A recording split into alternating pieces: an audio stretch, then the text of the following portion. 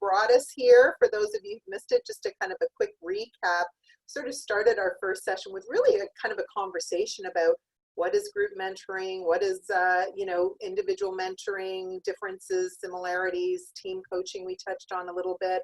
And then we looked at the sort of structures that are kind of the key pillars for success within the mentoring and coaching relationships. And then we last month or last week, what we were looking at a little bit were things around chemistry and vulnerability, and a lot of those topics that start to come up when you start working with individuals working together or groups coming together. So for those of you who don't know me, I'll introduce myself really quickly and then I'll turn it over to Lisa. So my name is Glain, like Shine, Roberts McCabe, and I am the founder and president of a company here in Toronto, Canada called the Roundtable. And we like to say that we help leaders navigate change, disruption, and growth. And we do that through group coaching and team coaching initiatives. So we spend most of our time working with groups of leaders on helping them shift their behavior from being over here to maybe needing to be over in this direction because of what's happening in their world. So it's been fun sort of sharing and contrasting with Lisa, you know, the way we do work and the way she does work at the Center for Mentoring Excellence. So Lisa, I'll turn it over to you. Yeah, thanks, Fain. So I'm Lisa Fain. I'm the CEO of Center for Mentoring Excellence. We go into organizations and help them create better leaders, more inclusive cultures, better business results through mentoring, which means we do facilitation and coaching and training, a lot of group mentoring as well as one-on-one mentoring, helping organizations set up mentoring programs for effectiveness as well. So really happy to be here. Glain and I met through a Learning Providers Association that we're both part of and really realized the synergies in what we do. And it's been a lot of fun to have new folks each time and some continuity each time. And as you know, for those who have been here before, we really want to have some interactivity with you. And we're going to start as we tend to do with a quick poll. So just to find out who's in the room. So let me launch this. What I'd love for you to do is let us know what your role is. Are you an external coach or consultant, an internal coach or consultant? Are you internal to your organizations in HR, talent, or organizational development? Are you a line leader, business line leader in your business, or something else? And if something else, let us know what that is in the chat as well. And while you're answering, I also want to encourage you to populate that Q&A with any questions that you have during the course of this webinar as well. So people are just starting to answer.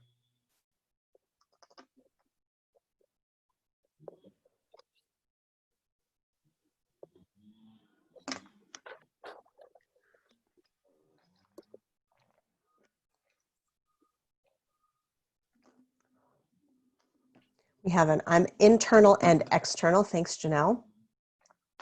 All right, let's see what we got here. Share results. Real mix this time. A real mix this time. That's great. That's great. So we'll be curious to something else you've got. I'm a senior project manager for our workforce board, external probably. Thank you. Helpful. Yeah. All right, terrific.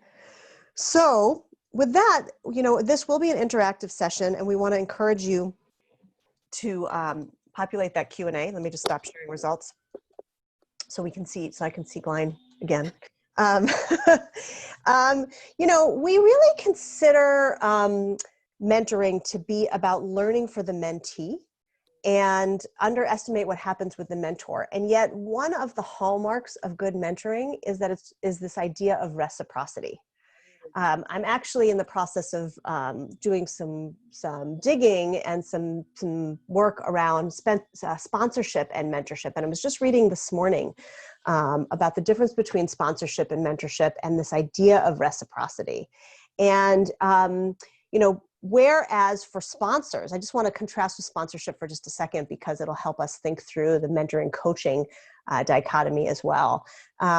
Whereas with sponsors, there is sort of an expectation that the mentee is performative, right? That they perform a certain way to kind of help that sponsor as well, and to open up avenues for themselves. That's not what happens in the mentoring relationship, but the mentor still gains a lot. It's not about the mentor's reputation. It's not about the mentor's legacy. It's not about the mentor building his or her or their team, but it is about the mentor. First of all, there's like the heart piece, right? Which is that it's so satisfying to invest in somebody else and really, give back in that way. But also what we hear over and over and over again from mentors is that they gain as much or more than the mentees do. They get a broader perspective. They become better leaders. They find ways to translate what they're learning, both into how they're executing on their jobs, but also as in the ways that they're leading their team and the kind of leader they're being. And they tend to get feedback from their mentees that's either implicit or explicit that they can take out to what they're doing for their teams and in their own careers. We have had mentors who have told us that their mentoring experience has been an aha for them, and they have changed their own tacts, either their tactics and the way they behave, or their plan and how they are executing on their own career. It's inspired them to get mentors. It's inspired them to contribute more. It's re-engaged their excitement and their enthusiasm about their own career and their own work. And it's set them up for really great relationships and an expanded network, which is also pretty rewarding. So, I'm wondering, Glain, what are some of your observations about the "it's not you, it's me" and how that emerges in the coaching world? Yeah, I mean, it's interesting, right? Because I think, we have two sort of group coaching programs, and one that we actually describe as a group mentoring program where a senior leader can work with 3 to 5 leaders from across the organization, and more of this kind of combo. Me, like I hate putting things in silos, so for me it's like a combo platter of mentoring and coaching and group facilitation, all those kinds of things. And certainly, what we hear from those mentors is it's such a great opportunity to practice things that maybe they haven't tried with their own teams. It's a little too close to home to do it with their own team, so they'll try things within. And I think the other piece, which we often don't talk about, but let's face it, a lot of mentors are more senior in the organization. In a lot of traditional, what I would say I've seen as sort of traditional mentoring type programs, we're looking at, that as senior leaders that we're tapping into. I mean, the other thing we talk about with senior leaders is a lot of them think they already know everything, and they're a bit resistant to development. They're a bit resistant to coaching. And so I've always classified mentoring programs, group mentoring programs, as a bit of self-development for those leaders. Because to your point, they have these aha moments that they maybe weren't thinking that they needed to have, because they're being put in these situations where they're having to learn things, they're learning about their mentees. And certainly when we see it in a group, what we start to see happen in, so we've got our group mentoring program and then we've got our group coaching program. And one of the things that happens in both is that people start building an awareness to other people's points of view. And so I think in leadership, we talk a lot about in our organization about, your strength, and your strength is always attached to a liability. And the hard thing for leaders to figure out how to do is to balance out that liability, because it's so connected to the strength. And so when they, when you have a strength, you're kind of constantly seeing the world through that lens. And when you're with a group, one of the interesting learning pieces that happens is you'll be with people who their strength might be your liability, right? And so you really see in vivid technicolor somebody else's point of view on a leadership situation, a different way that somebody else is thinking about handling that leadership situation. And so I've often found, particularly when it comes to behavior, many leaders get very stuck on this idea of authenticity, and they feel like it's not authentic to shift my behavior. I am the way I am, and this doesn't feel authentic to me to change my behavior. And so we talk a lot in the group coaching program of this idea that you need to be able to flex in different situations and be able to bring other approaches and styles to the situation. And what I love about a group coaching experience is they can see how other people who have that approach are just as effective and can get just as good an outcome. They're just happening to do it in a different way. And it gives those individuals some permission, again, to try things within the safety of a group that maybe they don't feel comfortable trying yet with their team or in their own context yet. So I always find that like within our group programs, the awareness and learning that happens from just being able to see somebody else's pattern of thinking, to be able to hear how somebody else unpacks a problem, can be hugely beneficial. And I found the same in the one-to-one mentoring, because often you have mentors whose approach to leadership is very different than the style of their mentee, let's say. And so just automatically there's such an enriching discussion and insights that can happen in those relationships, isn't there? Yeah, it's so interesting. And it's also, this idea that you bring up about this authenticity is so powerful too, is it's a place to try things on, right? And it is a place to, because one of the things that makes group coaching and group mentoring, and frankly, one-on-one and group coaching and mentoring as so powerful as well, is this idea of this environment for feedback, which we talked about either last time or the time before. And when you have that ripe environment, you really do get to the "it's not you, it's me," and feeling very comfortable with saying when something isn't landing well, right? Because you've set up this environment to give one another grace and a cushion that really can help increase the learning as well. Well, and I think it's super hard for people who've been successful to let go of that success. I have a young guy who's in one of my group programs right now, and he came in really kind of saying, "Hey, I like who I am. This has been very effective for me." And he was very clear to admit that he had a hard time with the feedback he was getting from his manager, because it just didn't feel like him. And it took him to about this, I think it was by the third session, the penny had really dropped for him, that it was not about him not being who he was, but more about him showing up in the leadership situation the way he needed to show up to get the best result, right? And that was it was a different way of him thinking about behavior and how I'm demonstrating behaviors and what does the situation need from me. And I don't know that he would have gotten there as quickly in a one-to-one coaching environment as he did with the group, because they were giving him real-time feedback on it. They were giving him other perspectives on the situations he was sort of bringing to the group to discuss. So I find in group the penny dropping, it's super powerful when you see a variety of different takes on a situation, which we don't have those spaces often in our organizations to explore things like that. Right. And there's just such a exponential growth factor to like a group aha. I'm curious, in your mentoring programs, when you're matching people, Lisa, do you actually have, because I know we always focus on the mentee and what their goals are, do you actually have mentors set goals, like development goals for themselves in the mentoring program? Yeah. We do. We train, especially when we're doing group mentoring, we train them and say, look, I know many of you are going to say, I'm doing this because I feel like it's the right thing to do. I don't need anything back. Yeah. But we really do encourage mentors to go in with the intentionality of what is it you want to learn. Yeah. Let's have some, because one of the things that we say about change, and particularly in the inclusion space, but really anywhere, is you have to have the awareness, the self-awareness first. Yeah. Or the ownership, right, of the journey, and then the awareness.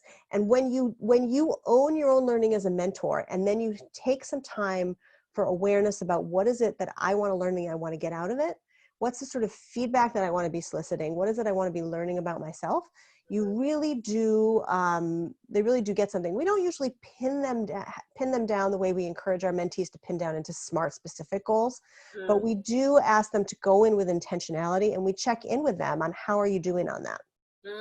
That's interesting, because we similarly do the same, one of the things that we do in our group mentoring program is we actually do put a heavy emphasis on that mentor and making them set goals for themselves, and then their responsibility is to help the mentees in their groups set goals and manage to the goals. But we're and we kind of, in ours, because it's very much around leadership development, that's the very specific little silo that we play in.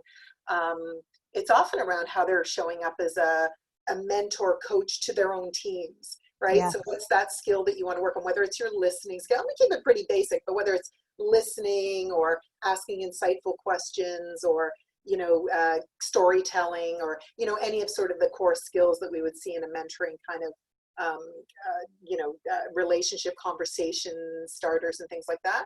But they do have to set a very clear goal for themselves through that process. So curious what your thoughts was around that.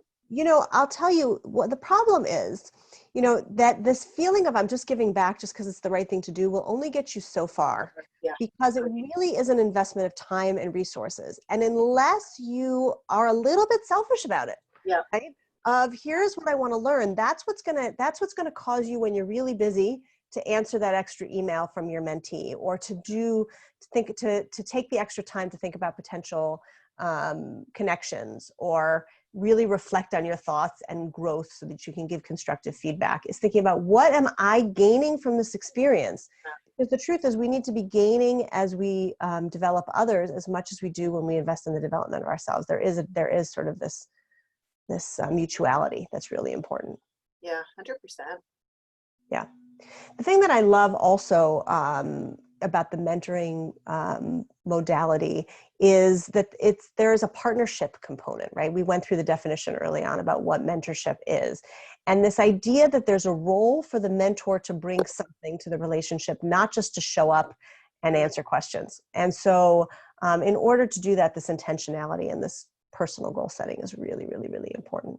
Yeah, my experience, because we very early on used to run a one-to-one mentoring program, and we've since sort of parked that and really put all of our attention over to the group side of things. But with the group mentoring, just to circle back on the commitment, I mean, group mentoring in particular, and certainly the way we do our the way we do our program, it is a big time commitment. So if the individual mentor that you're having coming into a program like that isn't prepared for that, doesn't have their own skin in the game, I think your point is it needs to be kind of emphasized that, goodwill is going to take you so far if they don't feel like they're getting something out of it. And I know certainly in our group mentoring programs, one of the things that's really interesting is just the things that the mentors gain from being with groups of leaders that are not reporting into them, that are cross-functional from across the business.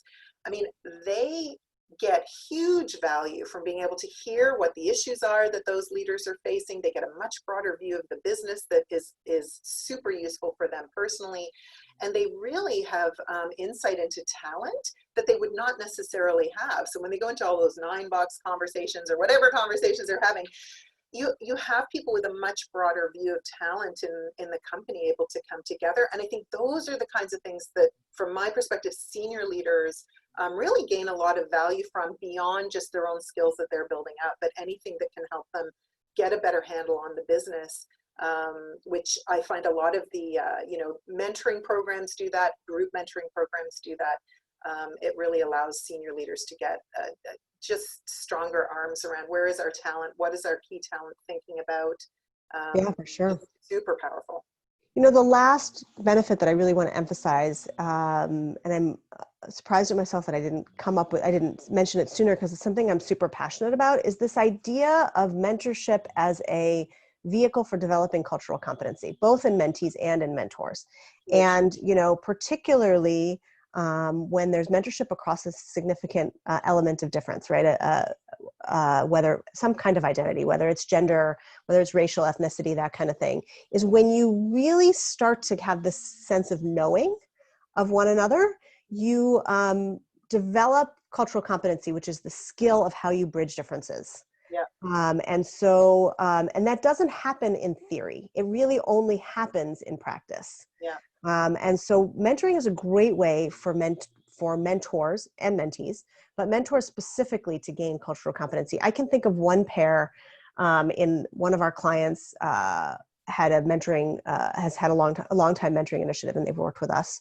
And they had a very, very senior person who had been at the organization for years and years and years and made his way to the top of the organization, a white male, very successful. And his mentee was a young Latino male who was he wasn't first generation, he was a Mexican national who had moved and become an American citizen, but he had a very different cultural reference point and very different views of authority, very different views of rules and that kind of thing, that initially when this senior leader who had set many of the rules that were in this mentee's workspace years and years and years ago didn't realize how they might land differently. And it wasn't until he was able to understand from his mentee's standpoint that he was able to evaluate those rules and influence the people who were now over his work area to change those rules, because it was another aha about, wait a minute, this doesn't make sense. And it doesn't resonate, whether it was generational, whether it was cultural, who knows.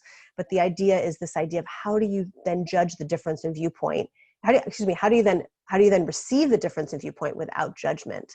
Yeah. So in a way you can look at it. So that's another really big benefit. I think that is really massive. Like I often, when people ask us, when they should consider a group mentoring approach, often for me, shifting culture is one of the big reasons to consider a group mentorship kind of an approach, because you're bringing pods of people together with a senior leader. And when you're trying to do things like, on the simple side, you're trying to instill more accountability in a culture. When you have people being able to unpack, what does accountability look like? Let's all get on the same page around a definition of that. Let's talk about where it works in this culture and where it doesn't. It is so important that those senior leaders hear that, know that, understand what is their role in creating cultures that are not, role modeling accountability. You could apply that to, whether it's gender conversations, inclusion conversations. Like, there's so many things when you're trying to do a big culture shift, where you can bring together small pockets of people or through one-to-one programming. I think it is so much about alignment on the conversation, getting clear on the shared definition, empathy, removing biases, all of those things you really can dig into in these kinds of programs. I see huge power in that. Yeah, absolutely. Well, let's launch our second poll here, because we want to hear from all of you who are attending this or participating in this, and we want to actually shift it from attendance to participation. So we want to know what you're most interested in hearing us share about. I'm going to launch the polling right now, and if there's, again, we have an other here, so if it's not one of these items, please let us know what it is in the chat or the Q&A. Either we'll be monitoring both. Are you wanting us to talk about when won't mentoring or group coaching work? What qualities make someone a great mentor? Are there risks in implementing a group coaching or group mentoring program? How do you overcome people's perception of being too busy? I believe I set this up so you can check more than one. What do you do if confidentiality is breached? How do you achieve organizational buy-in? And then whatever else you might be interested in learning about. Let us know. Now, we've covered a lot of ground in these 4 sessions, or in the 3 previous sessions, and we thought, are there places that you guys wanted us to go deeper? If you're just joining us for the first time, is there a burning platform question you have? So you've got the 2 of us here. We wanted to kind of give you what you need to be able to, move whatever needle it is that you're trying to move in your world. And this will give us, Lisa and I keeps on our toes with our improbability, right, Lisa? Yeah, that's right. There's about 6 of you who haven't answered yet, so just let us know your thoughts, and then I'll share the results here.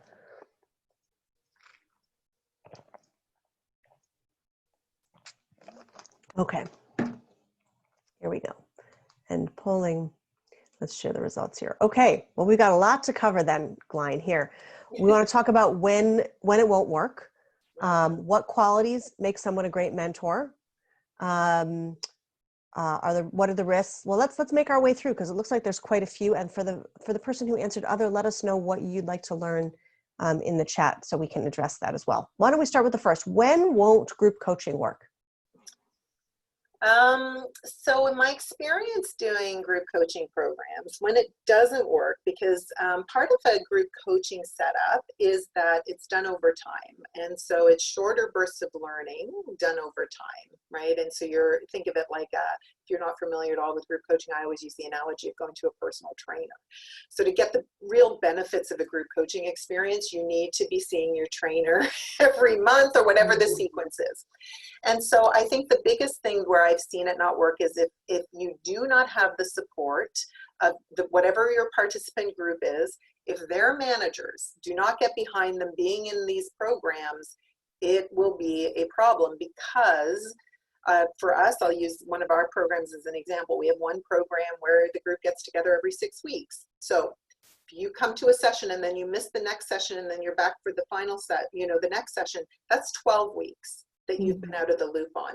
And so what you want to think about with coaching is it's all about getting momentum, and it's all about getting people into a rhythm.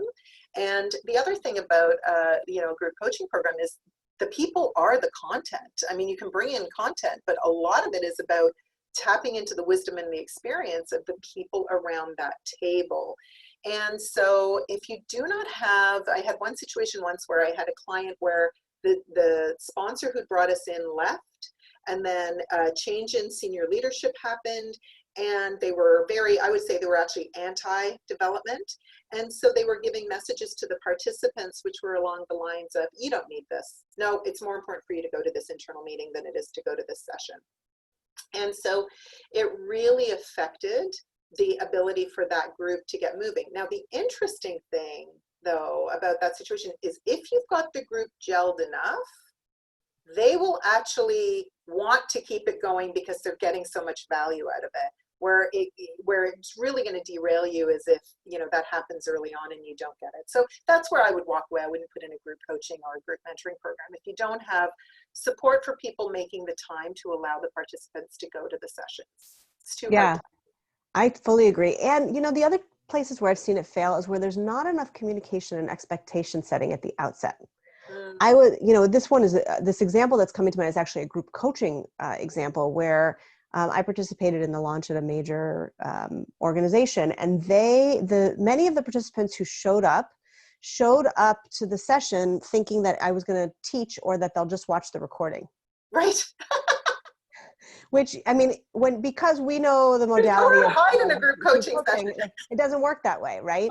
And particularly in the group setting, this idea of role clarity, of making it clear for all the mentees or all of the coaching cohort that they are there and their responsibility is for one another as much as it is for themselves.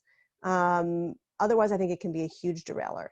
The other piece to your point about organizational buy-in is huge, huge, huge. So creating those accountabilities and those supports, both in the one-on-one, frankly, and in the group context for mentoring is huge, huge, huge. I know there's some folks on the line whom I've worked with at Center for Mentoring Excellence, and what they can tell you is that one of the things that we emphasize is how are you following up with your people? How are you making sure that this is something that matters? What are you telling your supervisors to ask their people about what they're learning in coaching and mentoring? Because that really helps boost the effectiveness of it and the longevity of it. I think it makes a big, big difference. Yeah, I mean, I think the other, the other thing that really comes to mind for me as we're, talking this through is that I think often in organizations, we're so conditioned around training, classroom training and big groups, like 30, 40, 50 people in a classroom, pushing them through. My experience with group coaching, and it really depends on what you're trying to do, but you know what? My ideal group size is 8 people. And I have people push me and say, well, we got to have more, we've got to scale this up. And I really think we have to challenge ourselves in organizations to really figure out, like, what is the outcome you're trying to get to? Because our outcomes is shifting behavior and mindset in leaders. 30 people sitting in a room, you're not going to get to that. What you have to sort of look at is more to say, instead of doing a one-to-one coaching exercise where I'm sending 8 leaders out in 8 different directions with 8 different coaches, I'm going to bring 8 leaders together. They're going to work on this together. And by the end of it, not only are we going to have leaders that have moved the needle on their behaviors, but we're also going to have all these other benefits that we've talked about in terms of, culture shifts and better alignment and increased networks and things like that. So I think sometimes too, one of the cautions for L&D people or people in OD is not to think that group coaching is just a replacement for, and that is going to scale in the same way that you can do mass training, roll out and throw a whole bunch of people through. I see it as a very different tool. I see it with a very much more specific kind of process and intention behind it. And I would say be more selective. Like, you're going to get huge bang for the buck, but be really selective around what's your strategy, why are you employing this, and what is it that you're trying to accomplish through it. So that's probably more on the L&D side. When it doesn't work is when people are trying to really replace an 8-hour training session with big group, what they're calling group coaching. I've never seen that work on a sticky factor around behavior change. Yeah, for sure. For sure. Okay, let's look at this next one, which was one of the top ones here. What qualities makes someone a great mentor? Here's a very unsatisfying, it depends.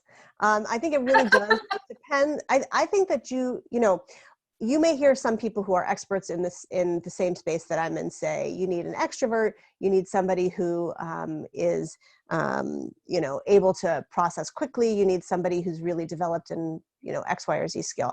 I'll tell you some of the skills that I think are important. But qualities, maybe I'm splitting hairs and it's the lawyer in me that's saying, what do we mean here by qualities? But I think that there are skills and there are aptitudes. All skills and aptitudes are needed in mentoring. In terms of the skill, right, is listening is obviously really, really important. The willingness to learn, the willingness to not be the sage on the stage, but to be the guide on the side. I mean, what mentors tell us over and over and over again is the hardest part of mentoring is that they know the shortcut for their mentee. Like, I'm just going to fix it, right? And I actually recently wrote an article that said, you're not the super, right? Like how if you live in an apartment building or a condo, you might have a superintendent who you call to fix the refrigerator. The idea is you're not the fix it person. If you fix it, you are shortcutting and the learning, which is you are really cheating your mentee out of the ability to learn for his or herself by providing what you think is a shortcut. But for them might kind of not let them learn in the same way. And so it's important you can share your wisdom, but solving the problem instead of having that skill of inquiry can be really, really difficult. And so I think that's really an important one is how are you soliciting the answer and teaching your mentee that he or she or they have the answers within them. As opposed to I do think there's a motivational factor. Like in our group program, we actually get people to do a motivator assessment, and we sort of have fun with it behind the scenes because we observe the mentors that are really engaged and they love it and they show up for every booster call and they're there and they're all in and versus the ones that will say to us, I didn't have enough time for this. And I don't know. And I will tell you the one quality that we've sort of isolated that to is the energy that person has around giving. If they get a lot of energy from helping and giving, they're probably also the person that has way too much work to do because they spent all day long answering everybody else's questions. Like it becomes the asset liability thing again. But we've observed, like the data would tell us that if you have mentors that are high on giving, that is like they're easier to work with as mentors. 100%. Ones that are lower on giving, if you're the one who's architecting the program, you know what, they'll be the ones that complain to you and they have more, you don't have enough time. But it doesn't mean they're bad mentors. It just means that they have less energy for this and the stuff that naturally we expect mentors to get out of the program. It's actually not what drives them. They could be being driven because they know if they do a mentoring program, that's good status for them, or that allows them to, beat out somebody else in whatever way they're, kind of comparing themselves, right? So I think there are some motivators that, to me, it's more who's easier to work with and who's more challenging. Yeah, there's another piece to this, and this actually, Tanya has sent us a question as well, which ties into the answer to this. Her question is, how do you get the group to be more honest with their feedback and coaching? Because too often people are trying to be nice and are not fully honest with their coaching. So and I think that's an answer to this question of what makes somebody a great mentor and probably a great coach too, right? Which is this idea of not wanting to please, not going in looking to please your coachee or to please your mentee, but rather to go in seeing your role as a mirror. If you're unwilling to give honest feedback as a mentor, you're really precluding the relationship from going as far as it can go and taking out a huge piece of what the benefit is. And it's sort of a squandering of the relationship. So the idea is to set, when you train your mentors and your mentees, which I think is critical for making sure that it works, is talking about this importance of the role of a mirror, talking about the importance of feedback, talking about the importance of don't jump right to goals. Don't jump right to goals. Take the time and build the relationship and build the trust. Really helps foster more of that honesty and that feedback. So thanks, Tanya, for that question, because it really spurred that in me as well. Yeah, and I mean, I think that really does speak to psychological safety and the level of psychological safety there is. One of the things I was just talking to my team about this morning, we deliver our program at all levels, and right now we're just piloting a new program actually that is aimed at a AVP level. And it's on how to coach teams. So it's actually how to be a high performance team coach, because I find a lot of leaders, they actually don't have the building blocks for, team coaching. And so it's a coaching program within a coaching program. It's designed as a group coaching experience, but they're learning how to go through building their own high performance teams. But one of the things that we were noticing, we were getting some feedback about level of trust within the group. And my own delivery team, we're having a supervision call today. And one of the things I think you do need to keep in mind a little bit is that the bigger the spread, particularly in group programs, if it's, managers and they're from all parts of the organization, they're not tripping over each other. As you go up the pyramid, the working relationships are tighter. And so even if you're doing a learning program, there's all this stuff that's happening behind that learning program. And that's the relationships between those people when they leave the room. And so, I think that's also some of the other considerations you have to think a little bit about. If you're not getting honest feedback, one of the ways we counter that in a group experience is that we do a mid-survey. So wherever a group is in the program, midway through, we ask them what's working, what's not working, and what are your ideas to change. We share those survey results back with the group. And so one of my colleagues just had this very conversation with a group last week where confidentiality, trust, there was, people were saying things like, I'm not sure how transparent I could be. Well, you bring that to the group and you have the group talk about what's getting in the way. And that allows them then to work through these difficult conversations, which on its own is like an incredible opportunity, right, for learning. Mm-hmm. So I think those are some of the places that, the trust piece and people not being honest with each other. So if you're designing a program, think about where are your touch points so that you can surface that in the group and have the group talk it through. Or I would imagine in a mentoring program, it's the checkpoints within the relationship and how's that going, right? Yeah, I think this point that you raise about checking in surveys. So we do that also in mentoring programs. We offer something called touch-based interviews, which people have found really, really useful. It's sort of part interview, part data gathering, part coaching. And it's one-on-one conversations with an external coach not about what the goal is, but about the mentoring relationship. This gets to the question that's in the Q&A as well about how you navigate fading engagement. Is this idea of make sure you're measuring success and accomplishments, qualitative and quantitative.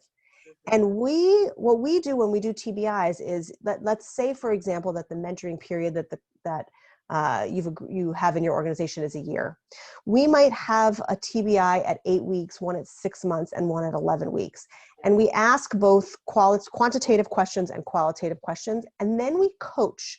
The mentee, for example, might tell us, we talk to the mentor and the mentee separately. The mentee might say, I don't think my mentor is giving me what I need, right? And then we would coach the mentee on how to approach the mentor. If that, we would say, check back in with us. If it's not working, we would either reach out to the mentor ourselves, or we will coach the client, whoever the program administrator is, for example, or on the mentoring team, to reach out and say, look, here's what your commitment was and what have you. But what happens if you set expectations up front and you have accountabilities and milestones along the way, you'll find that there's a lot less on this fizzle or the fading engagement. Sometimes mentoring pairs don't work out. And it does happen that sometimes it's the wrong mix, but I will tell you this, that I can think of at least eight pairs off the top of my head in the last 3 or 4 years that have come to us at this 8-week or the 6-month mark and said, this isn't going to work. And through coaching and measurement and accountability, we've gotten them back on track. Now there's probably 3 or 4 that we haven't been able to get back on track. And then you have to coach them on how to end it gracefully, as opposed to just let the fizzle. The worst thing to do is to just let it fizzle and die, because it kind of undermines the integrity of your mentoring program as well as the integrity of the relationship. And one or more of your mentoring partners get screwed in that scenario when you don't end it well. Yeah, the fade is the tough one. I mean, I think if you're designing a mentoring program, you really have to have it bookended. You have to have clarity around when it starts, when it finishes. I love the touch point things. You know, we do the same in our group program. It's got a beginning, it's got an end, it's got touch points along the way that are around adjusting. But if you don't have that, then it's really likely to fade. And I think that's where mentoring programs, let's face it, get a bit of a bad rap, right? Is that there's no sort of bow around it. And I do think I'm with you that, because we do a similar, so the parallel process for us is we touch base with the manager and the individual. We used to actually do it separately. So we would touch base with the individual, how they doing against their goals, and then with the manager, how they seem against their goals. What we found, because again, we're really focused in on behavior. In order to shift behavior, those that were on the call last week will remember or 2 weeks ago, will remember my model of enrolling others is a really critical part of, you know, shifting behavior.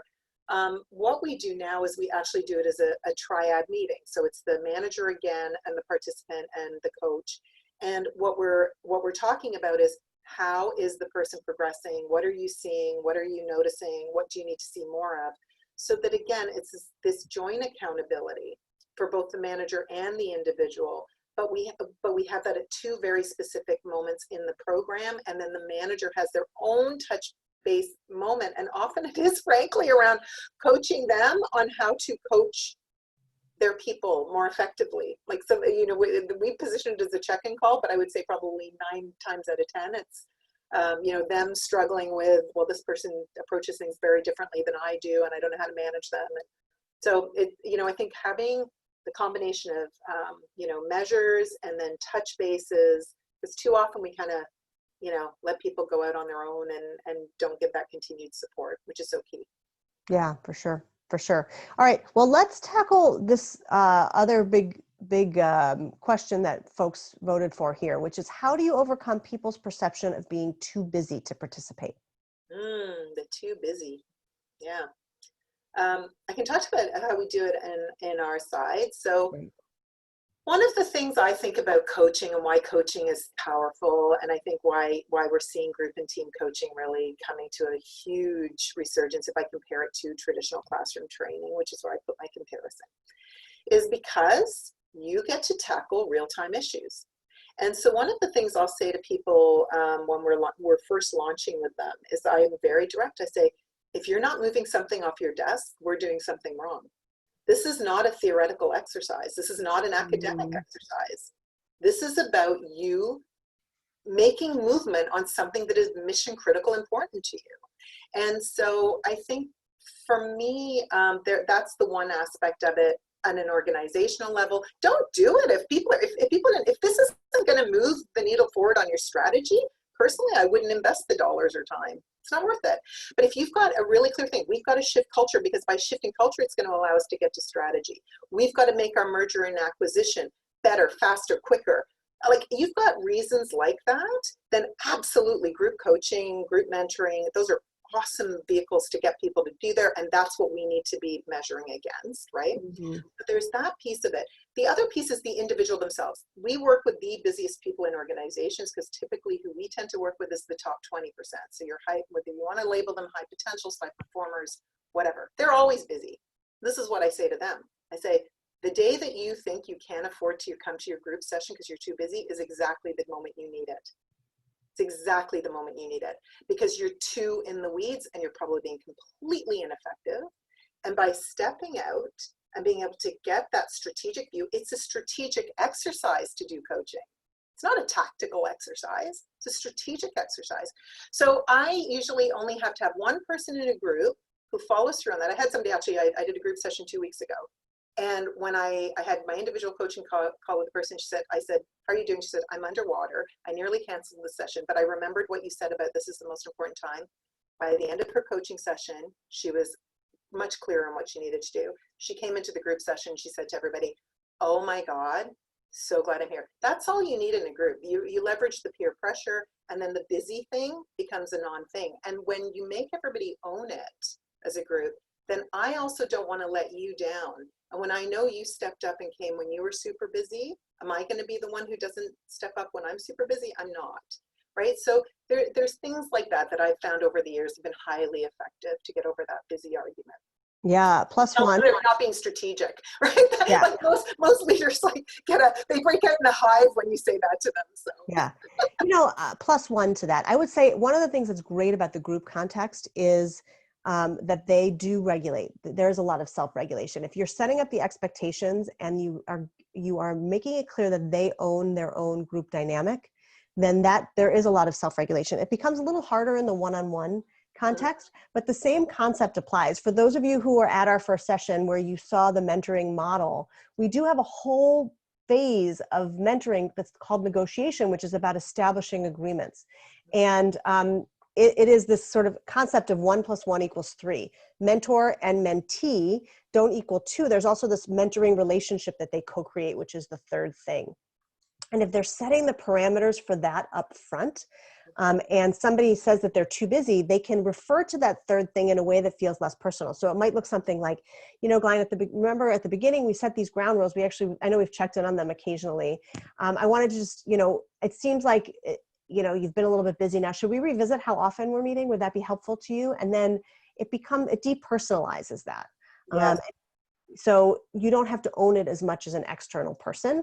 And then making sure that there is that external support. So if somebody feels, if a mentee, usually it's a mentee and not a mentor, but not always, if a mentee feels like they can't influence their mentor in that way, they can reach out for external support and you can coach them on how to approach their their mentor. It's always best when that conversation happens internally and expectations are set up front. So and I think these skills, this is what I really love about mentoring programs and coaching programs is that they're often programs within a program. There's what the individual is working on, but there's all these teachable moments about how to have conversations about expectations.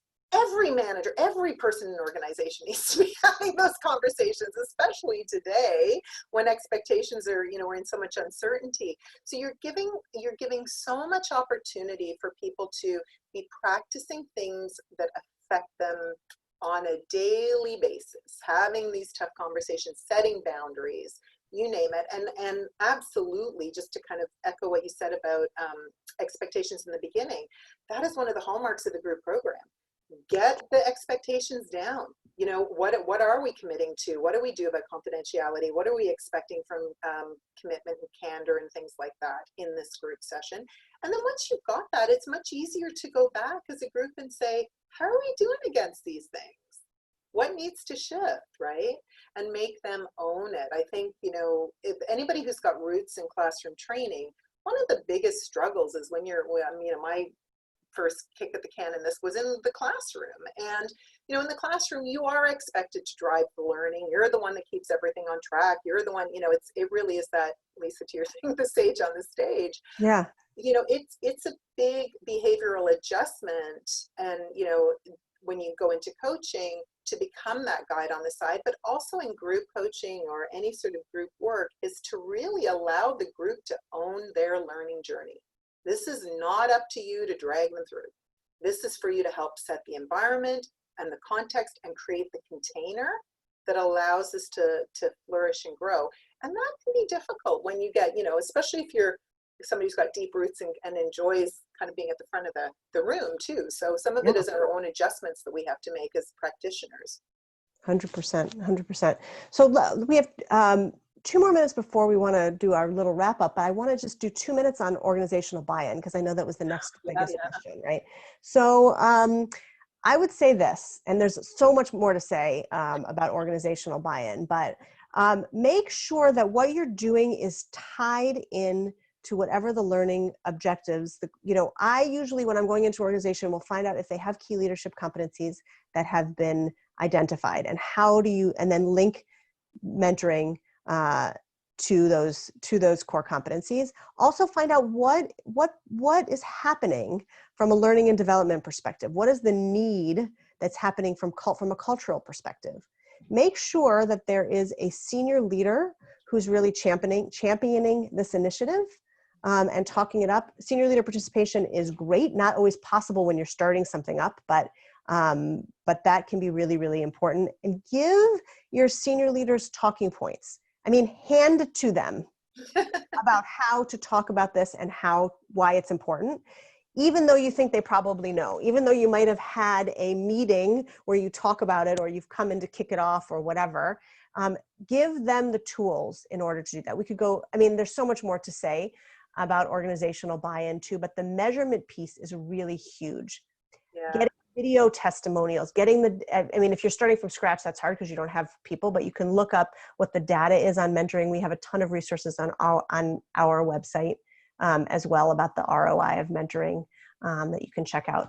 But same is true for coaching. What is the delta that you're looking to achieve? How are you measuring it?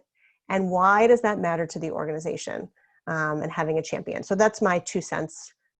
Yeah, you know, and I would say the same, and I would say that one of the things that, so particularly if you're thinking about a group program, people often ask me like, where to start. I do feel like your first time you introduce a group coaching program into your organization, if you're thinking about doing it, be hyper selective about who you choose to be in that first cohort.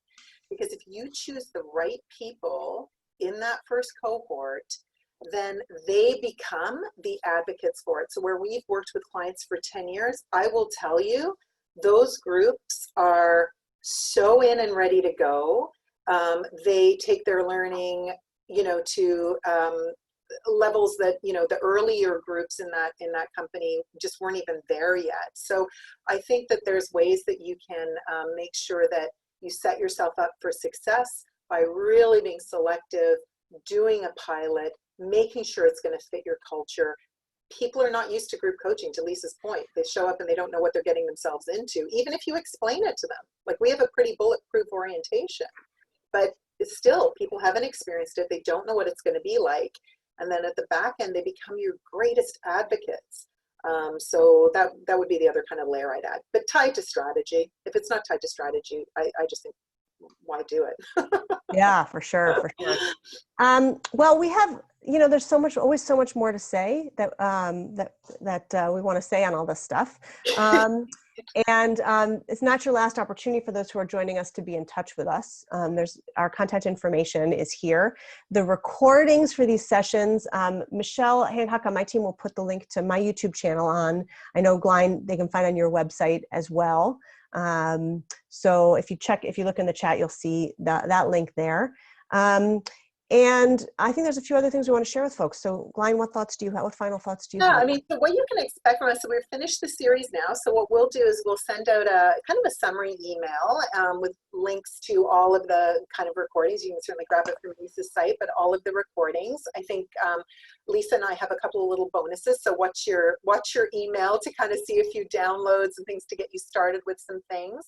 And then from my side, I'll just share with you, I know a couple of people asked me, well, you know, what's your book about? So the Grassroots Leadership Revolution is a playbook for how to set up a leadership group coaching experience. It's written for leaders. So I wrote it specifically for people who maybe were in organizations where they didn't have, you know, maybe the bandwidth or the deep pockets to pay for formal programming. And so it's really written for a leader who wants to start a group on their own, gives them exercises that they can go through, gives them a play-by-play. There's tons of downloads available on the website, agendas and everything.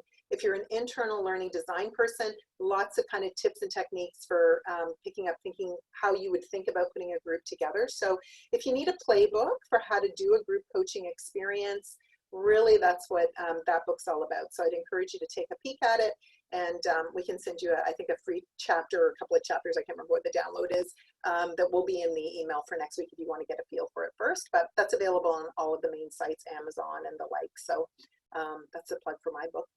Yeah. And similarly, I'll be sending you a link to a free sample of my book, the book I wrote with Lois Zachary, who's founder of Center for Mentoring Excellence, also my mother, called Bridging Differences for Better Mentoring, really designed to help you cultivate the skill of cultural competency in mentoring relationships, but also useful for working relationships, any working relationships as well. So we've got that. I'm also hard at work on putting together a virtual mentoring accelerator. There's been a lot of demand for setting up virtual mentoring programs now. And if that's something that you're interested in, you can go ahead and send me an email. And I would love to, or respond to the thing that we'll be sending out shortly. And I'll love to send you some more information about that. We'll be starting in September, and we'll help you really quick start the launch of a virtual mentoring initiative in your organization if that's something that you're looking forward to. So thank you all. What a joy to have your participation and to be able to work with my friend and colleague Glain in this has been a lot of fun. Totally. And really fun. Well, we said that we're going to do an encore next year, so stay tuned for that in the meantime. But we'd love to be in touch with you, and really appreciate your time and your energy and your interest in coaching and mentoring, which we both care so much about.